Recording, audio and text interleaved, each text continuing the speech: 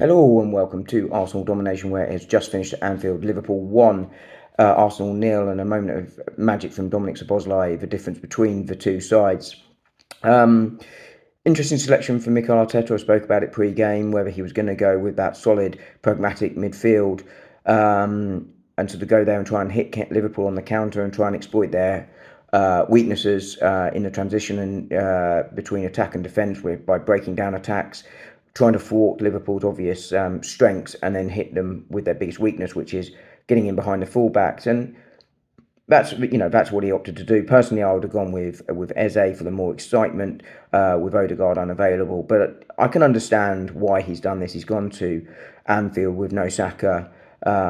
He's gone there with no Odegaard. He's missing two of his best attacking players against a side that has the best attack without question in the league. Ultimately, it was a very boring match, to be honest with you. I don't think that was a big surprise. Liverpool were no more adventurous than we were. Their fullbacks didn't overlap that much, and they didn't offer that much either in the game. And in some ways, Arteta's game plan was working relatively effectively in terms of how he wanted to go and do it. And as I say, not massively surprised. Mikel Arteta is a defensive-minded manager.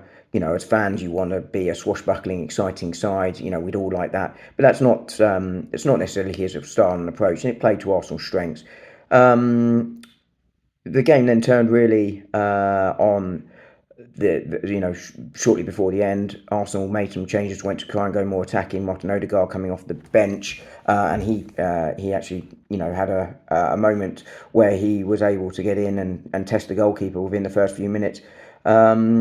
And Arsenal came a little bit more attacking. I don't think that ultimately cost them the game. And, Mikel Arteta will be left wondering whether, had he gone more attacking earlier, whether he might have been able to exploit Liverpool more.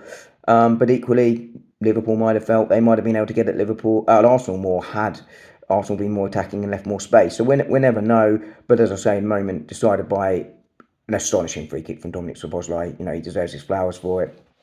Arsenal feel they could have had a late penalty for handball. And I think there's a definite argument Arsenal should have had it. And I think a draw would have been a fair result. But Arsenal will be left to rue the fact that they weren't more adventurous. I think that will be the criticism tonight, labelled against Mikel Arteta. In some ways, a fair one given his track record. Equally, it has served him really well domestically against the top sides, and Liverpool are definitely that. So, horrible way to go into the international break, made worse by the early injury to William Saliba. We'll see how bad that is in the week. But ultimately, Arsenal have 6 points from the first three games, and the pressure will be on after the break.